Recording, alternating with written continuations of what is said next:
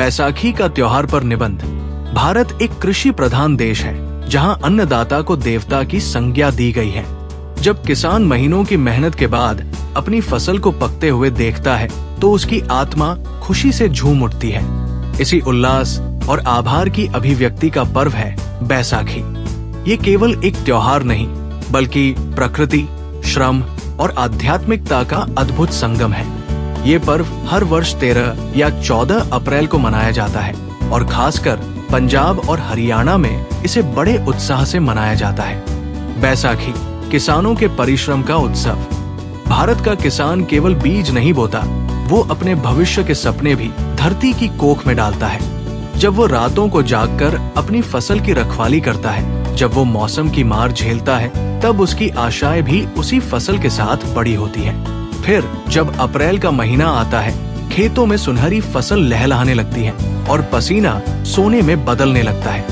इस खुशी में जब बैसाखी का दिन आता है, तो किसान उल्लास से झूम उठता है। वो अपने किसानी जीवन के सबसे महत्वपूर्ण क्षण को मनाने के लिए ढोल नगाड़ों की थाप पर भांगड़ा और गिद्दा करता है। उसकी मेहनत को सफलता का प्रमाण पत्र मिल जाता है और वो पूरे समाज के साथ इस खुशी को साझा करता है। बैसाखी मनाने का तरीका। बैसाखी का त्योहार जितना धार्मिक है, उतना ही सामाजिक भी। इस दिन लोग गुरुद्वारों में जाकर अरदास, प्रार्थना करते हैं, कड़ा प्रसाद ग्रहण करते हैं और सामूहिक लंगर का आनंद लेते हैं। गुरुद्वारे में श्रद्धालु अपने परिवार और दोस्तों के साथ जाकर भगवान का धन्यवाद करते हैं कि उन्होंने उन्हें इस वर्ष अच्छी फसल प्रदान की। ग्रामीण क्षेत्रों में विशेष मेले लगते हैं, जहां लोग पारंपरिक वेशभूषा में सज-धज कर आते हैं।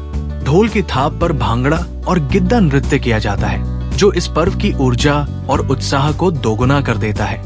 पुरुष जहां जोश से भांगड़ा करते हैं, वहीं महिलाएं रंग बिरंगे परिधानों में गिद्दा प्रस्तुत कर इस त्योहार की शोभा बढ़ाती हैं। इसके अलावा इस दिन पंजाब के किसान अपने नए अनाज को अग्नि को अर्पित कर प्रकृति के प्रति आभार व्यक्त करते हैं। ये संदेश देता है कि अन्न केवल एक पदार्थ नहीं, बल्कि मेहनत, समर्पण और प्रकृति का आशीर्वाद है। बैसाखी का ऐतिहासिक महत्व। बैसाखी केवल फसल कटाई का पर्व नहीं है, बल्कि ये भारतीय इतिहास में कई महत्वपूर्ण घटनाओं से भी जुड़ा है। सिख धर्म के 10वें गुरु गोबिंद सिंह जी ने 1699 में इसी दिन आनंदपुर साहिब में खालसा पंथ की स्थापना की थी। उन्होंने 5 सिखों को अमृतपान कराकर पंच प्यारे घोषित किया और उन्हें त्याग, वीरता और सच्चाई का प्रतीक बनाया। इस दिन को सिख धर्म के इतिहास में एक पवित्र और ऐतिहासिक दिवस माना जाता है। बैसाखी का एक और ऐतिहासिक पहलू जलियांवाला बाग हत्याकांड से जुड़ा है। 13 अप्रैल 1919 को बैसाखी के दिन ही ब्रिटिश जनरल डायर ने अमृतसर के जलियांवाला बाग में निहत्थे भारतीयों पर अंधाधुंध गोलियां चलवाई, जिसमें हजारों निर्दोष लोगों की जान गई। ये घटना भारत के स्वतंत्रता संग्राम के लिए एक निर्णायक मोड़ बनी और इस दिन को बलिदान और स्वतंत्रता संग्राम की भावना के रूप में भी याद किया जाता है। भारत के अन्य राज्यों में बैसाखी का त्योहार। बैसाखी केवल पंजाब और हरियाणा का त्योहार नहीं है, बल्कि ये भारत के विभिन्न हिस्सों में अलग अलग रूपों में मनाया जाता है। बंगाल में ये नव वर्ष के रूप में मनाया जाता है, जिसे पोइला बैशाख कहते हैं। असम में इसे रोंगाली बिहू के रूप में मनाया जाता है, जो वसंत का स्वागत करता है।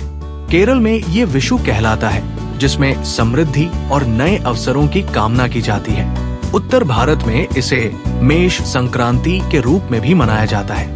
इससे ये स्पष्ट होता है कि बैसाखी केवल पंजाब का ही नहीं, बल्कि पूरे भारत का त्योहार है और कहीं न कहीं भारत के सभी राज्यों की संस्कृति आपस में जुड़ी हुई है, जो भारत की विविधता में एकता को दर्शाता है। बैसाखी और आधुनिक समाज। समय के साथ हमारे त्योहारों का स्वरूप भी बदल रहा है। अब गांवों से शहरों तक ये त्योहार मनाया जाने लगा है। हालांकि आधुनिकता के प्रभाव में रिश्तों की गर्माहट और सामूहिकता कहीं खो रही है। पहले जहां पूरा गांव मिलकर उत्सव मनाता था, वहीं आज डिजिटल युग में ये त्योहार अधिकतर व्यक्तिगत समारोह बनकर रह गए हैं। लेकिन इसके बावजूद बैसाखी का महत्व कम नहीं हुआ है। चाहे खेतों में कटती फसल हो, गुरुद्वारों में गूंजती अरदास या विदेशों में बसे भारतीयों का उल्लास, बैसाखी की चमक सीमाओं से परे जाकर हमारी जड़ों से हमें जोड़े रखती है। निष्कर्ष, इस प्रकार बैसाखी केवल एक त्योहार नहीं बल्कि भारत की संस्कृति का प्रतीक है।